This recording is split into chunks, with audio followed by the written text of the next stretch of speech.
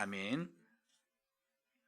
요한일서 보니까 요한 사도가 편지를 쓰는데 부녀에게 편지를 쓰고 있고 그 자녀들에게 편지를 쓰고 있습니다.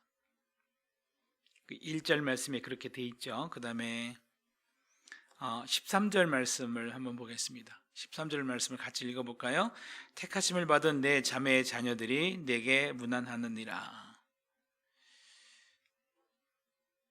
너의 자매들이니까 이 편지를 받는 자의 또 자매를 말하는 거겠죠.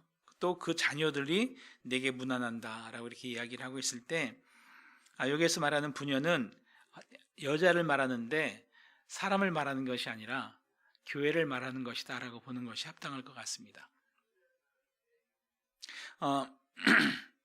요한계시록에 보면은 음녀가 나오지만 하나님의 택함 받은 여인이 나오는데 그 여인을 교회다라고 이렇게 표현을 하고 있습니다. 이처럼 여기에서 말하는 것은 그래서 여기 자매는 교회를 말하는 것이고 자녀는 성도를 말하는 것이다 라고 이렇게 봐야지 합당할 것 같습니다. 그래야만이 너의 자매는 다른 교회를 말하는 것이죠. 아시아에 흩어지는 모든 교회 자녀들은 또 성도를 말하는 것이죠. 다른 모든 성도들도 너에게 문안한다 라고 이렇게 표현하고 있는 것이고 어떤 특정한 교회를 향하여서 편지를 보내는 것일 수도 있고 또는 아시아에 속한 그 당시에 있는 사도 요한이 이렇게 편지를 보낼 수 있는 모든 그 교회에게 이 편지를 보내는 것일 수도 있겠다라고 이렇게 봐야지 이 말씀이 좀 더 합당하고 이 말씀을 잘 이해할 수 있을 것 같습니다. 처음에 이 말씀을 말씀대로 보다가 어떤 여자에게 편지를 할까 이렇게 많이 궁금했습니다. 그런데 마지막 인사를 할 때에 너의 자매들의 자녀들 하면 사촌들을 말하는 건가? 라고 이렇게 생각을 했었습니다. 그런데 성경을 설명하는 여러 개 참고 자료를 보니까 이것은 교회에게 주는 편지고 교회에게 주는 편지, 일반적인 교회에게 주는 편지다라고 보는 것이 합당하다라고 이렇게 설명하는 것을 보았습니다. 그게 합당한 것 같습니다. 그리고 또 한 가지 이 편지를 쓸 때 어디에서 썼느냐라고 했을 때 보통 에베소 교회에서 사역을 하면서 이 편지를 썼다라고 이렇게 일반적으로 이야기를 하고 있고 그 다음에 편지를 쓴 시기가 언제냐라고 했을 때에는 AD 90년에서 95년입니다. 그러니까 사도 바울이 서신서를 쓸 때가 60년대 전후입니다. 그러니까 고린도전서나 고린도후서나 로마서나 이런 편지들을 30년 이상 차이가 나는 것이죠. 즉 모든 사도들이 다 죽고 1세대들이 다 죽고 나서 그 다음에 요한 사도는 굉장히 장수했다라고 얘기를 합니다. 예수님의 어머니를 모시다가 나중에 이제 어머님이 마리아가 돌아가신 다음에 그때부터 본격적인 활동을 하셨는데 장수해서 90 이상 이렇게 오랫동안 이렇게 건강하게 생활을 하면서 장수하면서 마지막에 나중에 이 편지를 요한 1서를 쓰고 그다음에 요한 2서, 요한 3서를 쓰고 요한복음을 쓰면서 이 복음을 남겼다라는 것을 우리가 이해하면서 이 말씀을 봤으면 좋겠습니다. 그래서 4절 말씀부터 우리가 봤으면 좋겠습니다. 1절, 2절, 3절은 부녀에게 편지를 쓴다라는 것이고요. 일반적인 인사 말씀입니다. 이 인사 말씀들에 대해서는 이제 많이 우리가 생각을 해봤기 때문에 넘어갈 수 있기를 바라고요. 우리 4절 말씀을 같이 읽어보겠습니다. 4절입니다. 너의 자녀들 중에 우리가 아버지께 받은 계명대로 진리를 행하는 자를 내가 보니 심히 기쁘도다. 너의 자녀들 중이면은 성도들을 말하는 것이죠. 성도들 가운데 이 계명대로 지키를 행하는 이 계명을 지켜 행하는 진리를 행하는 자들이 많이 나타나는 것을 보니 내가 참 기쁘다라고 이렇게 표현을 하고 있는 것입니다. 우리는 성도는 하나님의 진리의 말씀을 지켜 행하도록 명령을 받은 사람들입니다. 우리가 예수 그리스도를 영접했을 때에 손님으로 영접한 것도 아니고 우리의 주인으로 영접한 것이죠. 주인으로 영접했다는 것은 이제 우리의 삶을 주님 앞에 맡기겠습니다. 그리고 주님의 말씀에 순종하겠습니다 라고 했을 때 주님께서 우리에게 무엇으로 말씀하시겠느냐 라고 했을 때에 하나님의 진리의 말씀으로 우리에게 깨닫게 하시고 우리가 삶에 적용할 수 있도록 우리에게 감화 감동을 주신다라는 것입니다. 그 말씀에 순종할 때에 하나님의 목적이 이루어지고 그 사람이 온전해지고 거룩해지고 하나님께서 기뻐하시는 사람으로 변화되고 그것이 사도에게 있어서는 복음을 전하는 사람에게 있어서는 그것이 최고의 열매다라는 것이죠. 그렇기 때문에 하나님의 예수님과 복음을 전하는 자에게 있어서 또 복음으로 사는 자에게 있어서 가장 큰 기쁨은 무엇인가 하면은 내가 영적으로 낳은 자녀라고 볼 수가 있겠죠. 복음을 전한 사람이 예수님을 형식으로가 아니라 억지로가 아니라 예수님을 인격적으로 만나서 예수님의 말씀에 기쁨과 자원함으로 순종하면서 성장해 나가는 그런 모습을 봤을 때 그것이 가장 큰 기쁨이고 보람이다라는 것입니다. 얼마나 성장하는지 성장해서 그 사람이 또 다른 사람을 도와줄 수 있는 그런 성숙한 신앙에 이르렀을 때에 사도들에게 있어서는 복음을 전하는 사람들에게 있어서는 그것보다 더 큰 기쁨은 없다라는 것입니다. 그 기쁨을 요한 사도가 교회들에게 편지를 쓰면서 그 기쁨을 나누고 있는 것입니다. 그래서 이 진리의 말씀을 지켜 행한다라는 것에 대해서 너무 기쁘게 생각한다라는 것이죠. 진리의 말씀을 지켜 행한다라는 것은 예수님과 인격적인 교제 가운데서 주님의 말씀에 순종한다라는 것과 마찬가지입니다. 주님의 말씀에 순종한다라는 것은 주님과 점점 더 주님을 사랑하는 자가 되고 주님의 사랑을 입는 자가 된다라는 그런 말씀이 되겠습니다. 그 다음에 5절 말씀을 같이 읽어보겠습니다. 5절입니다. 부녀여 내가 이제 내게 구하노니 서로 사랑하자. 이는 새 계명같이 내게 쓰는 것이 아니요 처음부터 우리가 가진 것이라. 많이 익숙한 말씀이죠. 요한 1서에서 썼던 편지를 보냈던 내용을 아주 간략하게 축약해서 다시 한번 이렇게 이야기를 하고 있는 것입니다. 이 말씀을 통해서는 자매여라고 말합니다. 자매여라고 말했을 때 교회를 말하는 것이다라고 보면 되겠습니다. 그래서 간청하는 것이 있는데 그것은 우리가 서로 사랑하자라는 것입니다. 그래서 한 부녀에게 편지한다면 좀 이상한데 이 부녀가 교회라고 생각하면은 이것이 참 적당한 표현이겠구나. 우리가 서로 사랑하자라고 이렇게 표현을 하고 있는 것이죠. 그리고 이것은 새롭게 주는 계명이 아니라 원래부터 있던 계명이다라고 말씀하고 있습니다. 요한 1서에서도 그렇게 쓰고 있어요.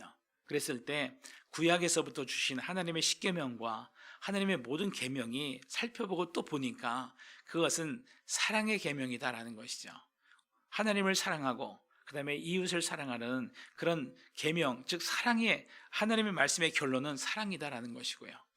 이 하나님의 말씀을 쓰신 하나님 자체가 사랑이다라고 결론을 맺을 수밖에 없는 것입니다. 그랬을 때 우리가 서로 사랑하자라고 했을 때 이것은 내가 새롭게 쓰는 계명이 아니라 원래부터 있던 계명이다라고 다시 한번 설명을 하는 것입니다. 그리고 또 우리가 서로 사랑하면 세상 사람들이 우리가 그리스도의 제자인 것을 알게 되리라라고 요한 1서에서도 말한 것이죠. 그 다음에 6절 말씀을 같이 우리 읽겠습니다. 6절입니다. 또 사랑은 이것이니 우리가 그 계명을 따라 행하는 것이요 계명은 이것이니 우리가 처음부터 들은 바와 같이 그 가운데서 행하라 하심이라. 주님께서 우리를 사랑하셨고 지금도 사랑하심을 우리는 믿습니다. 그러므로 우리에게 하나님께서는 우리에게 힘을 주셔서 또 성령의 감화 감동 가운데서 우리가 스스로의 힘으로는 계명을 지켜 행할 수가 없지만 하나님의 성령께서 우리 안에 오셔서 감화 감동하시고 또 우리 마음에 소원을 주셔서 하나님의 말씀을 기쁨과 자원함으로 지켜 행할 수 있도록 도와주십니다. 그래서 우리에게 말씀이 생각나게 하시며 깨닫게 하셔서 또 삶에 적용할 수 있도록 도와주셔서 하나님의 말씀을 지켜 순종할 수 있도록 도와주십니다. 근데 사랑이란 것은 가장 좋은 것을 주는 것이 사랑이잖아요. 그 사랑이란 것은 가장 좋은 것을 주는 것이 사랑인데 먼저 주님께서 우리에게 생명을 주셔서 예수님의 생명이 우리의 생명이 되게 하셨고 즉 우리 안에 성령을 허락해 주셨고 그 성령의 감동으로 말미암아 우리로 하여금 한 걸음 한 걸음 지켜주시고 깨닫게 하시고 도와주시면서 말씀에 순종하게 하신다라는 것입니다. 말씀에 순종하면은 결과적으로 어떤 일이 벌어지는가? 어떤 일이 벌어지겠습니까? 말씀에 하나하나 순종하면은 놀랍게도 우리로 하여금 예수님의 성품을 입게 하신다라는 것입니다. 믿음의 큰 자가 되게 하시고 사랑의 큰 자가 될 수 있도록 하나님께서 역사하시사 그렇게 우리를 빚어 가신다라는 것입니다.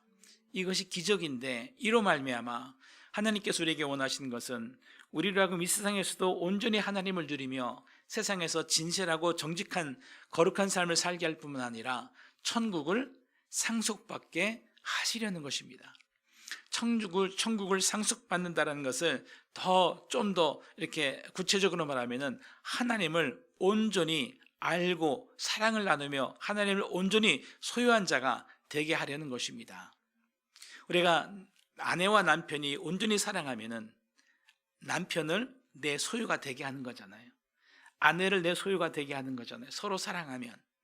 그랬을 때 우리가 하나님을 온전히 사랑하는 자가 되고, 그리고 형제를 온전히 사랑하는 자가 되면은 천국을 상속받을 뿐만 아니라 하나님을 내가 아는 만큼 사랑하는 만큼 내 소유로 만드는 것이고, 또 하나님은 우리를 하나님의 소유로 만드는 것이 되는 것이죠.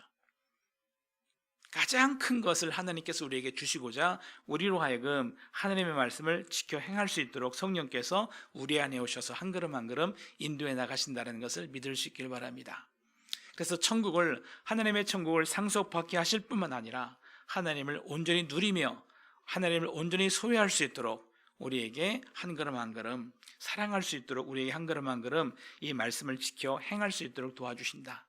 그래서 우리로 하여금 이 말씀을 통하여서 큰 인격의 사람, 그리고 큰 하나님의 사랑의 사람이 될 수 있도록 주님께서는 말씀을 통하여서 역사하신다라는 것을 믿으시기 바라고, 우리가 또한 삶의 초점을, 신앙의 초점을 거기에 맞추어서 우리도 순종의 삶을 살아갈 수 있는 저와 여러분 될 수 있기를 예수님의 이름으로 축원합니다. 하나님이 사랑이시고 이 계명을 지키는 결과가 하나님을 사랑하고 이웃을 사랑하는 것으로 결과가 나타나게 돼 있다라는 것입니다. 성령의 열매라고 표현도 합니다. 우리 7절 말씀을 같이 읽겠습니다. 7절에서 내용이 좀 바뀝니다. 같이 읽겠습니다. 미혹하는 자가 세상에 많이 나왔나니 이는 예수 그리스도께서 육체로 오심을 부인하는 자라. 이런 자가 미혹하는 자여 적 그리스도니. 이제 요한 이서에서는 두 가지로 우리에게 말씀하고 있는데, 첫째는 너희가 계명을 지켜 행하니 그 계명을 지켜 행함으로 서로 사랑하는 자가 되자, 우리가 서로 사랑하자라는 이런 권면을 첫 번째 하는 거고요. 두 번째는 예수님께서 육체로 오심을 부인하는 자는 그것은 적그리스도니 경계하라라는 것입니다. 우리 신앙을 지켜나가고 교회를 지켜나가야 되겠다라는 것입니다. 이제 교회가 이제 성장했고 성장하다 보니까 이단들이 많이 일어나게 됐습니다. 그 중에서 영지주의라는 어떤 그런 이단의 어떤 사상들이 교회를 휩쓸고 사람들을 미혹하는 가운데 온전한 신앙생활을 하지 못하도록 하는 그러한 역사가 굉장히 많았던 것 같습니다. 그래서 교회를 지키기 위해서 이런 말씀을 쓰고 있다라고 볼 수가 있겠습니다. 즉 하나님께서 하나님의 아들이신 예수 그리스도께서 하나님이시지만 이 땅에 오셨을 때에 온전한 육체를 가진 완벽한 인간으로 오셨다라는 것을 부인하면은 사실은 기독교는 성립이 될 수가 없고 구속의 은총도 이루어질 수가 없고, 그다음에 십자가와 부활도 그것도 허상이 되기 때문에 우리의 구원과 하나님의 구원은 이루어질 수가 없다라는 것이고, 또 그렇게 주장하는 것은 기독교가 아닙니다. 얼마든지 그렇게 주장하고 그렇게 믿을 수도 있지만 그것은 기독교가 아니다라는 것입니다. 그러므로 그런 사람들을 경계하며 그런 사람들을 교회 안에 들이지 말라라고 이렇게 강력하게 권고하는 말씀을 볼 수가 있습니다. 하나님께서 하나님의 아들이 우리와 똑같은 육체를 입고 이 땅에 오시지 않았다라면은 우리는 영원히 구원받을 수 없을 뿐만 아니라 기독교는 존재할 수가 없고 천국 소망도 죄사함의 그 모든 은혜도 사라질 수밖에 없고 우리가 하나님과 화목할 수 있는 길이 닫히게 되는 것입니다. 화목할 수 있는 길 자체가 없는 것입니다. 그러므로 주님께서 육체로 오셔야만 우리의 죄 사함이 이루어질 수가 있는 것이고, 죄값이 치러지는 것이고, 우리가 하나님과 화목할 수가 있는 것이고, 그러므로 우리가 십자가의 보혈로 은총으로 말미암아 또 부활의 영광을 입으면서 하느님 앞에 나갈 수 있는 길이 예수 그리스도로 말미암아 열린다라는 것은 기독교의 핵심 중에, 교리 중에 핵심이다라는 것을 기억할 수 있기를 바랍니다. 예, 우리 8절 말씀을 읽겠습니다. 너희는 스스로 삼가 우리가 일한 것을 잃지 말고 오직 온전한 상을 받으라. 이 믿음의 교리를 정확하게 알고 있어서 신앙을 지켜 상을 잃지 말아야 된다라고 말하고 있습니다. 9절입니다. 같이 읽겠습니다. 지나쳐 그리스도의 교훈 안에 거하지 아니하는 자는 다 하나님을 모시지 못하되 교훈 안에 거하는 그 사람은 아버지와 아들을 모시느니라.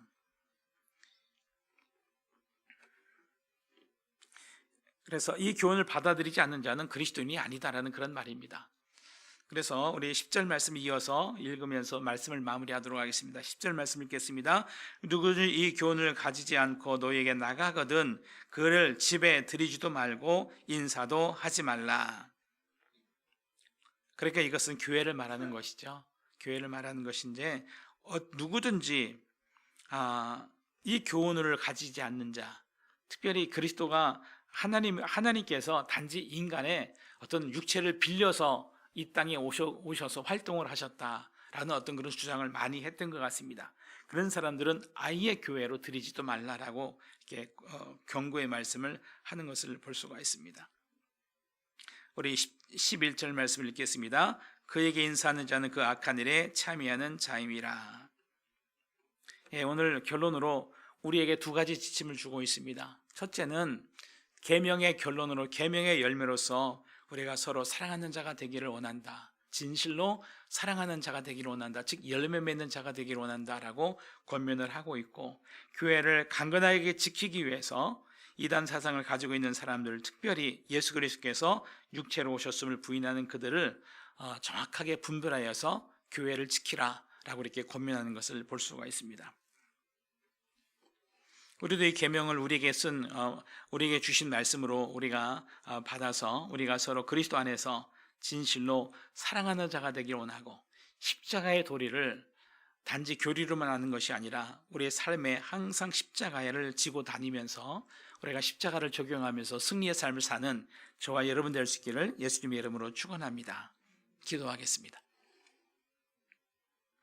좋으신 아버지 하나님, 이 계명이 우리 주 예수 그리스도 안에서 또 우리가 성령 안에 있을 때에 살아있는 하나님의 말씀이요 능력의 말씀이요 지혜의 말씀이며 우리에게 생명이 된다는 것을 하나님 믿을 수 있으니 감사합니다. 하나님, 우리가 이 말씀을 기꺼이 지켜 행하는 자가 될 수 있도록 도와주시옵소서.